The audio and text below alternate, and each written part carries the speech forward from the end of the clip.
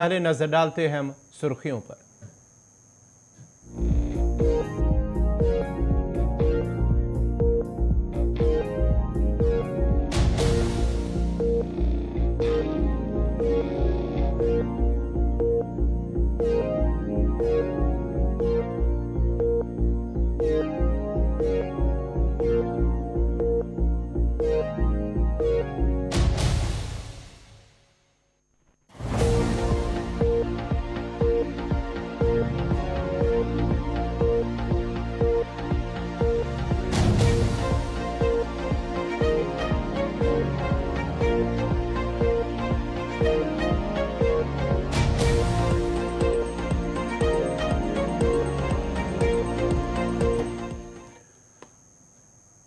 और अब पेश है खबरों की तफसील। दिल्ली में आज हिंदुस्तान आलमी रहनुमाओं की मौजूदगी में 18वें G20 सरबराही इजलास की मेजबानी कर रहा है। इस समिट में 30 से ज्यादा सरबराहान ममलिकत और यूरोपीय यूनियन के आला हुक्काम और 14 बैनुल अक़वामी तंजीमों के सरबराहान शिरकत कर रहे हैं।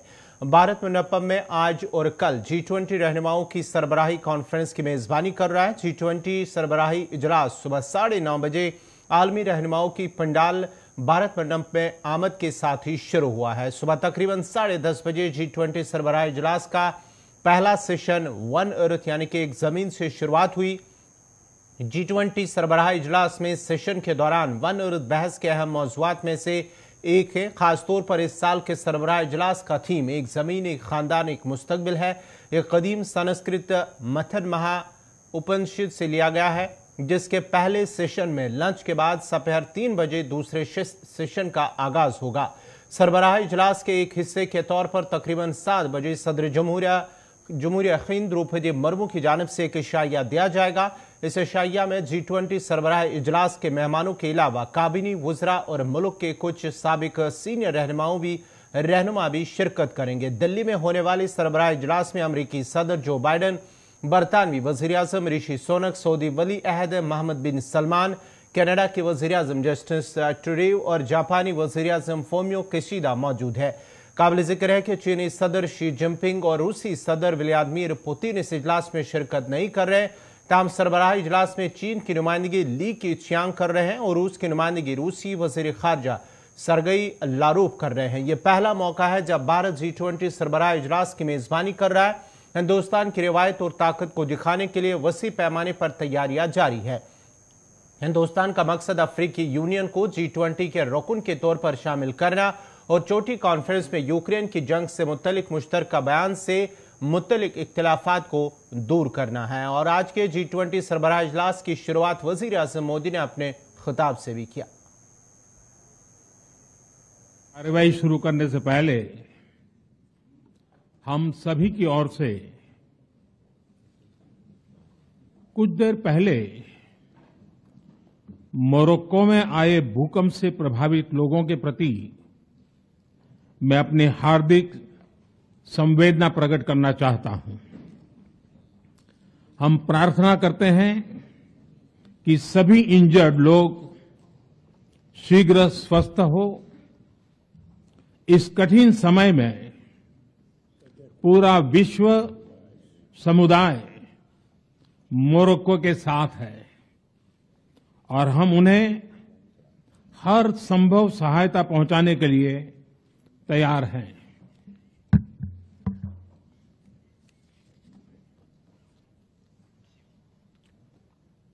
योर हाइनेसेस, एक्सेलेंसीज, G20 आप सबकी सहमति से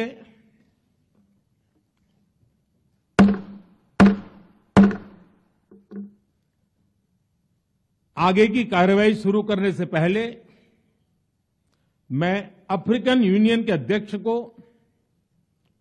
G20 के स्थायी सदस्य के रूप में अपना स्थान ग्रहण करने के लिए आमंत्रित करता हूं। G20 के प्रेसिडेंट के तौर पर भारत पूरी दुनिया का आह्वान करता है कि हम मिलकर सबसे पहले इस ग्लोबल ट्रस्ट डेफिसिट को एक विश्वास, एक भरोसे में बदलें। यह हम सभी के साथ मिलकर चलने का समय है और इसलिए सबका साथ, सबका विकास, सबका विश्वास, सबका प्रयास का मंत्र हम सभी के लिए एक पथ प्रदर्शक बन सकता है। वैश्विक अर्थव्यवस्था में उथल-पुथल हो, नॉर्थ और साउथ का डिवाइड हो, ईस्ट और वेस्ट की दूरी हो, फूड, फ्यूल और फर्टिलाइजर का मैनेजमेंट हो, टेररिज्म और साइबर सिक्योरिटी हो, हेल्थ, एनर्जी और वाटर सिक्योरिटी हो, वर्तमान के साथ ही आने वाली पीढ़ियों के लिए हमें इन चुनौतियों के ठोस समाधान की तरफ बढ़ना ही होगा।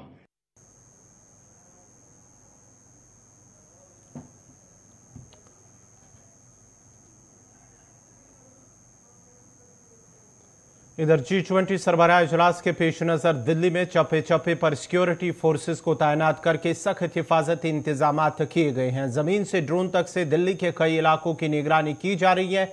इसके साथ ही जिन 16 होटलों में गैर मुल्की मेहमानों की रिहाइश के इंतजाम किए गए हैं, उन होटलों की निगरानी के लिए खुसूसी इंतजाम किए गए हैं। जराये का कहना है कि प्रगति मैदान की सिक्योरिटी के लिए स्पेशल पुलिस कमिश्नर सतह के अफसरान कमान संभाल रहे हैं, जबकि डिप्टी कमिश्नर ऑफ पुलिस सतह के अफसरान होटलों में कैंप कमांडर के तौर पर तैनात किए गए हैं।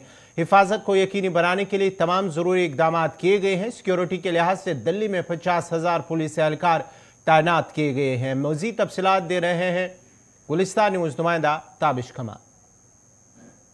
के आज औपचारिक शुरुआत हो गई है और प्रधानमंत्री नरेंद्र मोदी के संबोधन से शुरुआत के बाद दिल्ली में जगह जगह सुरक्षा व्यवस्था, चप्पे चप्पे पर पुलिस, सीआरपीएफ, सीआईएसएफ और तमाम जो पुलिस की सुरक्षा एजेंसियां हैं उनको मुस्तैद किया गया है। दिल्ली के अलग अलग इलाकों की तस्वीरें हम आपको दिखाएंगे और बताएंगे कि किस तरह से तमाम जो सुरक्षा एजेंसियां हैं वो अलर्ट मोड पर नजर आ रही है। जगह जगह पुलिस बैरिकेड्स की गई हैं और दिल्ली के अलग अलग इलाकों का हाल हम आपको दिखा रहे हैं और ये भी बताने की कोशिश कर रहे हैं कि दिल्ली में ज़मीन से लेकर आसमान तक सब किलेबंदी कर दी गई है। जगह जगह चेकिंग की जा रही है। हालांकि शनिवार और रविवार 2 दिन ये बहुत महत्वपूर्ण रहने वाले हैं दिल्ली के लिहाज से। प्रधानमंत्री नरेंद्र मोदी के संबोधन के बाद G20 का औपचारिक आगाज़ हो चुका है।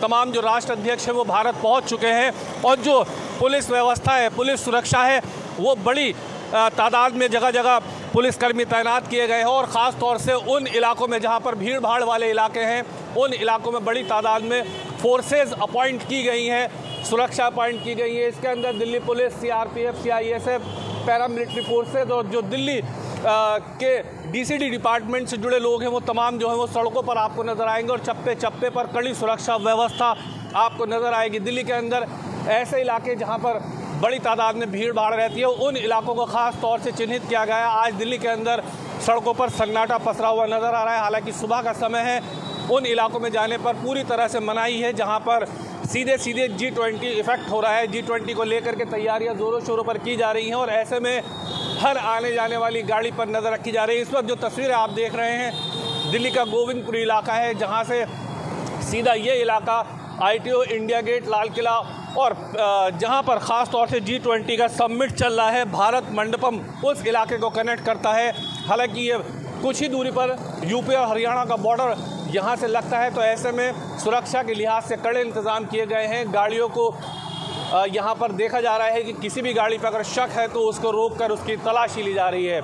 ऐसे में दिल्ली पुलिस के लिए बड़ी चुनौती ये रहेगी कि किसी भी तरह से ये 2 दिन पूरी तरह से सुरक्षित निकल जाए और किसी तरह की कोई भी कोताही सुरक्षा में दिल्ली पुलिस नहीं बरतना चाहती है। दिल्ली पुलिस के जवान दिन रात लगातार सुरक्षा में लगे हुए हैं और ऐसी तमाम गाड़ियों को देखा जा रहा है या उन गाड़ियों को भी रोका जा रहा है जिन पर शक है या जो गाड़ियां ऐसी हैं जो रूल्स फॉलो नहीं कर रही, उन गाड़ियों पर भी पैनी नज़र रखी जा रही है और दिल्ली पुलिस मुस्तैद नज़र आ रही है। और तमाम जो एजेंसियां हैं सुरक्षा के लिहाज से अगर देखा जाए तो G20 को लेकर के जगह जगह हमें फोर्सेस डिप्लॉय नज़र आ रहा है, सुरक्षा के कड़े इंतजाम नज़र आ रहे हैं। और अगर सुरक्षा की बात की जाए, चूँकि उन देशों के राष्ट्र अध्यक्ष आए हुए हैं जो दुनिया के सबसे ताकतवर शक्तिशाली देश है और ऐसे में उन ताकतवर शक्तिशाली देशों के राष्ट्र अध्यक्षों की, प्रधानमंत्री, राष्ट्रपतियों की जिम्मेदारी इन तमाम एजेंसियों पर है और इसलिए जमीन से लेकर आसमान तक सब जगह किलेबंदी नजर आ रही है। वीडियो जर्नलिस्ट साजिद के साथ ताबिश कमाल, दिल्ली। जनूबी जिला कुलगाम के चवलगाम इलाके में आग की होलनाक वारदात में एक शामिल नजरातश हुई है। अब्दुल रशीद शेख नामी शख्स के शामिल में आज सुबह अचानक आग नमूदार हुई, जिसने देखते ही देखते पूरी मिल को अपनी लपेट में ले लिया। इस मौके पर अगरचे फायर सर्विस अमले और मकामी लोगों ने आग पर काबू पा लिया और मजीद फैलने से आग को रोका। ताहम आग की इस वारदात में मिल के अंदर मौजूद इमारती लकड़ी और दीगर मशीनरी पूरी तरह से खाकिस्तार हुई, जिस दौरान लाखों रुपए का नुकसान हुआ है। मिल के मालिक ने इंतजामिया से अब इमदाद की अपील की है।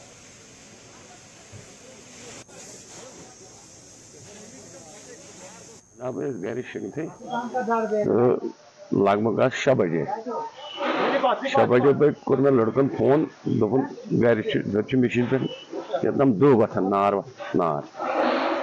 मतलब दस्ती पला बह वोतुस योत मे फुल कुलुफ तो नारन सोरे लपेट गुमुत सोरे।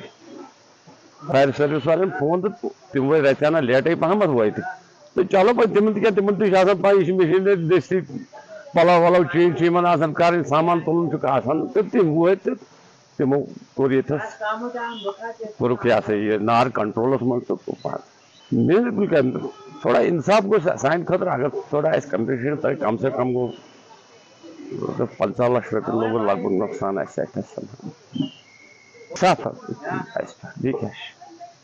तला मिली है कंट्रोल रूम से फलानी जगह गेस्ट हाउस के नजदीक बेंडसा में आग है।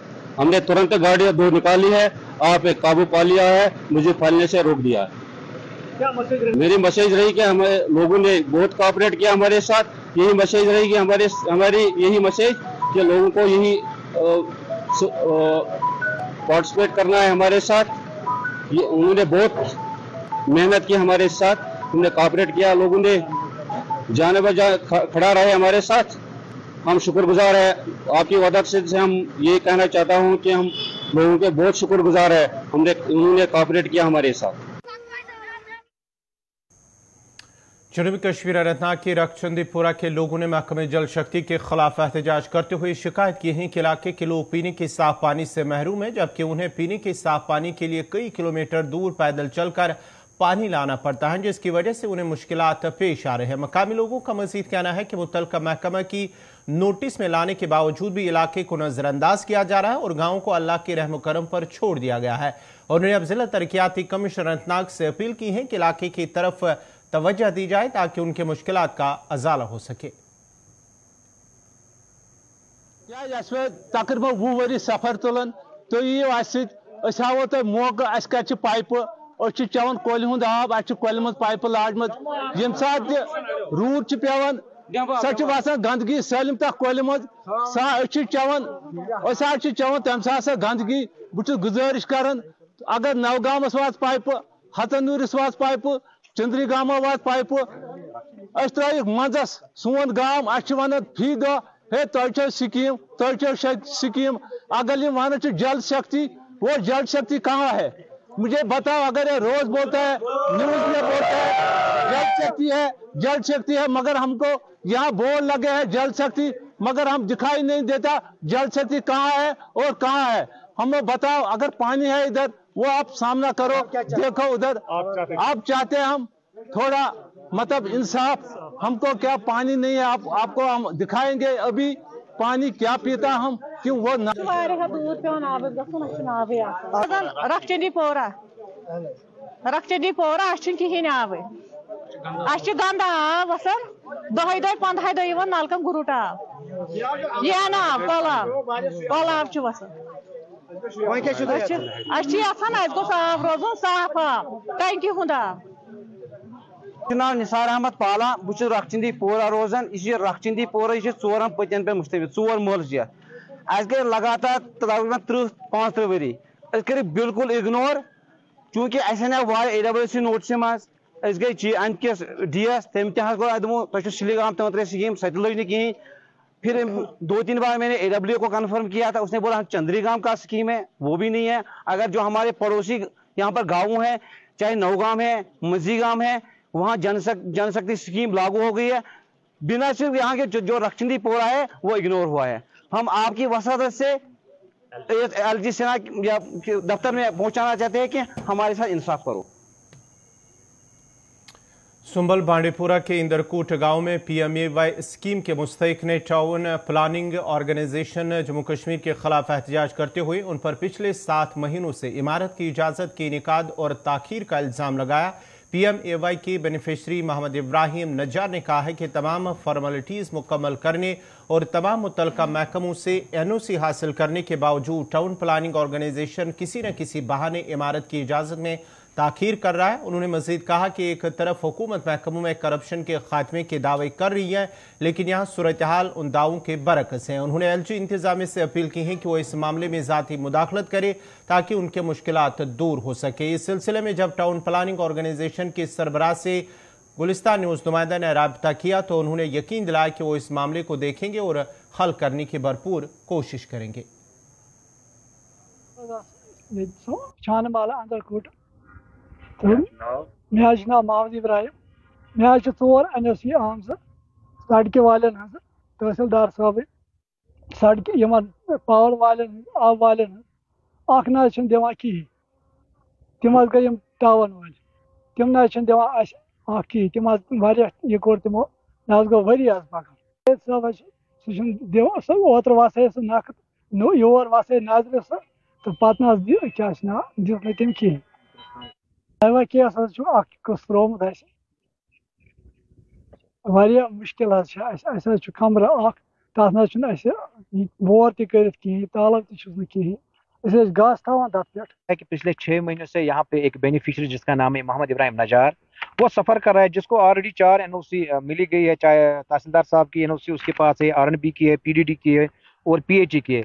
और लास्ट में पिछले 6 महीने से जो टाउन प्लान श्रीनगर है वहाँ पे इसको तंग किया जा रहा है। वहाँ पे कोई जावेद साहब बैठा हुआ है जो इसको रोज तंग करता है कि मैं आपकी NOC कल आएगी परसों आएगी, लेकिन मुझे पता नहीं वो जावेद साहब किस चीज़ की तंग कर रहा है इसको। शायद मुझे लग रहा है इसको अगर हम पिछले कई दिनों से प्रोग्राम चल रहा है कि हम भ्रष्टाचार मुक्त करेंगे, और आज के डेट में भी अगर हम ये चीज़ें नारा देंगे कि हम भ्रष्टाचार मुक्त करेंगे, लेकिन इसको तो तंग कर रहे हैं। अगर इसमें प्रोसीजर है, अगर इसको NOC सब कंप्लीट है तो इसको परमिशन मिलनी चाहिए।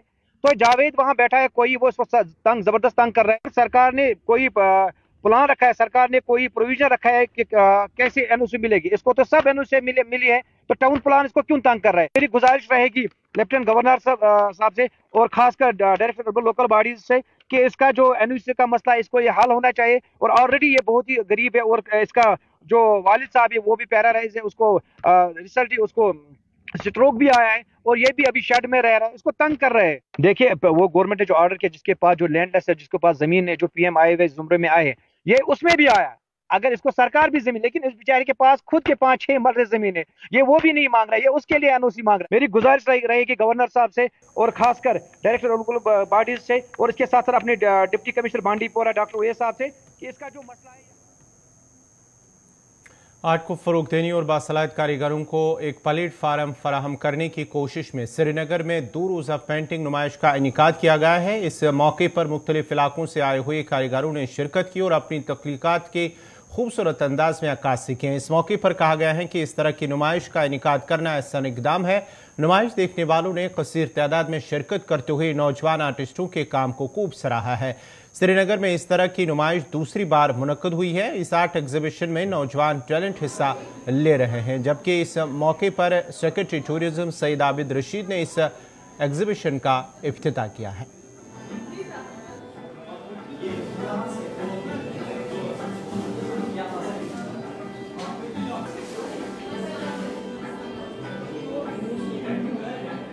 यहाँ पर हम एक पेंटिंग एग्जीबिशन कर रहे हैं, कुछ आर्टिस्ट मिलजुल के कर रहे हैं। हम 6-7 आर्टिस्ट हैं, जैसे शाजिया जी हैं, इफ्तिकार जी हैं, उरफान जी हैं और Sabri Rahila, yes, and all are professional in their respective fields, like they are doctors, they are bankers, they are engineers, they are into teaching, और डिफरेंट प्रोफेशन के लोग होते हुए भी they are following the same passion. तो हमारा जो basic motive है वो ये है कि हम we should keep our passion alive और अपने जो भी हमारी हॉबी है हम उसके ऊपर काम करते रहें।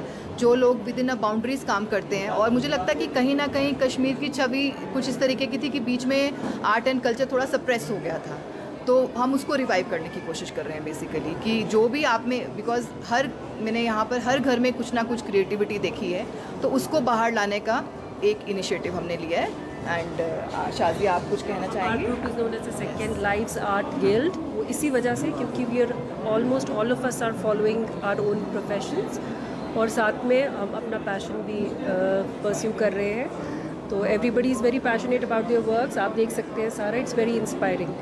तो सपोर्ट कैसा गुजरा है यहाँ पे इसका? हमारे को एक तो मॉल के जो मालिक है फारूक साहब, उनका भी बहुत सपोर्ट मिला, और रेड एफएम जो है वो हमारे पार्टनर्स हैं यहाँ, मतलब सपोर्ट की कोई कमी नहीं है हमें। I think Deepa ji, media people also, सब लोग हमें अच्छा सपोर्ट कर रहे हैं, और मुझे लग रहा है अच्छा यहाँ पे हमारा ओकेजन जाएगा। Even localites are coming and getting inspired, तो that was our main motive. तो वो भी मुझे लगता है कि बहुत अच्छे से लोग यहाँ आके कुछ इंटरेक्शन करके हमारे साथ जा रहे हैं, तो हमें बहुत अच्छा लग रहा है। Thank you. एग्जीबिशन आज मुनक़िद किया गया है श्रीनगर में। It is a wonderful opportunity for all budding artists, and as I learned from Deepa ji and all the other wonderful colleagues who have been here, there's a lot of history in Jammu and Kashmir. मैं बार-बार कहता हूँ कि the history of India is not 75 years. We are a civilizational state. We are almost recorded history 4000 साल की है हमारी Jammu India में। Likewise, जो सिटी में हम हैं श्रीनगर में, ये this is the second oldest city in our country after Kashi. So therefore our recorded history is somewhere around 3500 to 4000 years. उसमें आर्ट का बहुत important कलीदी रोल रहा है. It's been one of the monumental pinning glories of the culture of Jammu and Kashmir, both in Jammu. So if you talk about art, you cannot forget Basoli painting, which is world famous. If you talk about art and artists, you cannot forget about the artists of Jammu as well as Kashmir. तो मुझे लगता है कि इस तरह के events उन budding artist को एक प्लेटफॉर्म प्रोवाइड करते हैं, रिकग्निशन प्रोवाइड करते हैं, जो हमारे समाज में, हमारी सोसाइटी में ऐसे ब्यूटीफुल वंडरफुल आर्टिस्ट को रिकग्नाइज करें. Some of them are doctors, some of them are businessman, some of them are bankers. So therefore this is a great coming together of all these bright minds. And हमारे यहाँ society में there is a lot of connoisseurs of art, and therefore government will do whatever is possible, whatever is necessary to provide such platforms to all these budding artists, and उनको encourage किया जाए, कैसे उनको platforms provide किए जाए, opportunities provide की जा सके, and कैसे इनका talent recognize कराया जा सके. Ultimately an artist does this for his own self-actualization and recognition in the society. So therefore as a society मुझे लगता है कि इस तरह के events हम सबको बढ़ चढ़ के हिस्सा लेना चाहिए and encourage करने चाहिए हमारे समाज के सबसे sensitive, सबसे intellectual तबके को, जो कि artists होते हैं, किसी भी शोबे से जुड़े हुए artist. Thank you. Municipal committee Pampore के चेयरमैन मलिक याकूब ने टांचीबाग पांपोर के स्टेडियम में खिलाड़ियों को एक रोलर फराहम किया है. इस मौके पर खिलाड़ियों का कहना था कि उन्होंने सरकार से बार बार रोलर की मांग की थी, ताहम उनकी किसी ने नहीं सुनी थी. खिलाड़ियों ने मजीद कहा कि म्युनिसिपल कमेटी के चेयरमैन मलिक याकूब ने हाल ही में स्टेडियम का दौरा किया, जहां खिलाड़ियों ने अपनी मांग उनके सामने रखी, जिसके बाद फौरन बाद मलिक याकूब खिलाड़ियों की मांग को डिस्ट्रिक्ट डेवलपमेंट कमिश्नर बशारत कोयूम और स्पोर्ट्स काउंसिल के जिम्मेदारों तक पहुंचाया और 2 दिनों में रोलर फराहम कराया है. रोलर फराहम करते हुए खिलाड़ियों ने मसरत का इजहार करते हुए म्युनिसिपल कमेटी पांपोर के चेयरमैन मलिक याकूब का शुक्रिया अदा किया.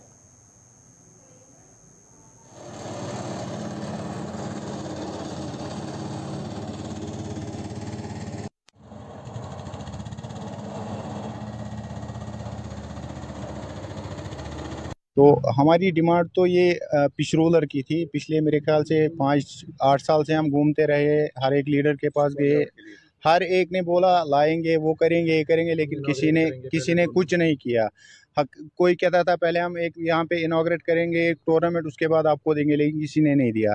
तो आज मैं बहुत ज़्यादा शुक्रगुजार हूँ मलिक मोहम्मद याकूब साहब का, जिसने हमें एक दिन में ये रोलर प्रोवाइड कराया यहाँ पे। तो बहुत ज़्यादा शुक्रगुजार है हम के, और बहुत खुशी मिली हमें। तो इसके बाद हमें इसमें फ्लड लाइट्स की ज़रूरत है, और इसमें फिलिंग की ज़रूरत है, और हमें इसमें अब टर्फ बनानी है, विकेट बनाना है। ये मैट हमें नहीं खेलना, इसके बदले हमें ये विकेट बनानी है यहाँ पे। और यहाँ पे हमें फेंसिंग चाहिए, फेंसिंग और सीटिंग अरेंजमेंट, ये हमारी दूसरी हमारी ये डिमांड है। इजबाग ग्राउंड में आया था जो हमारा स्टेडियम है यहाँ पे डिस्ट्रिक्ट पुलवामा, सैफरान के लिहाज से हमारा जो टाउन है पामपुर बहुत मशहूर है। और जब इन बच्चों ने मेरे को दावत दी थी यहाँ पे, परसों जो टूर्नामेंट हुआ था उसमें जो प्राइज़ वगैरह हमने एज चीफ गेस्ट में देने थे, तो उस सिलसिले में यहाँ आया। तो इन्होंने एक डिमांड की थी मुझे उस समय कि हमें यहाँ पर रोलर नहीं है ग्राउंड में। आप देख सकते हैं कि रोलर मैंने सिर्फ इनको 2 दिन में हमने प्रोवाइड कर दिया, और अभी रोलर से काम नहीं चलेगा, हमें बहुत कुछ करना है इन बच्चों के लिए। अगर हमने इन बच्चों को ड्रग से दूर रखना है, अगर हमने पत्थरबाजी से दूर रखना है, अगर हमने बच्चों को सही रास्ता दिखाना है, तो हमने बच्चों को सारे जो फैसिलिटीज़ हैं वो प्रोवाइड करने पड़ेंगे। और मैंने इन बच्चों को वादा किया है, हम इस ग्राउंड में फ्लड लाइट्स में लगवा दूंगा, इसको फेंसिंग करा देंगे, इसको हम टर्फ नहीं बना देंगे, और इसमें जितने भी आपको सुविधा चाहिए मेरी तरफ से, गवर्नमेंट की तरफ से, इंशाल्लाह हम वो पूरा करेंगे। और बच्चों को मैं आपके सामने वादा करता हूँ, मेरे साथ ये सारे खिलाड़ी हैं पापोर के। और लेकिन मैं इसके अलावा अपने डिप्टी कमिश्नर पुलवामा बशारत साहब का बहुत शुक्रगुजार हूँ कि जो ही मैंने उनको फ़ोन किया, सर हमें बहुत अशद ज़रूरत है रोलर की, और उसे तुरंत। नाज़रीन, इसी के साथ ही उर्दू खबरनामा इख्तिताम पज़ीर हुआ चाहता है। अपने मेज़बान गौहर कुछी को इजाज़त दीजिए। अल्लाह हाफ़िज़।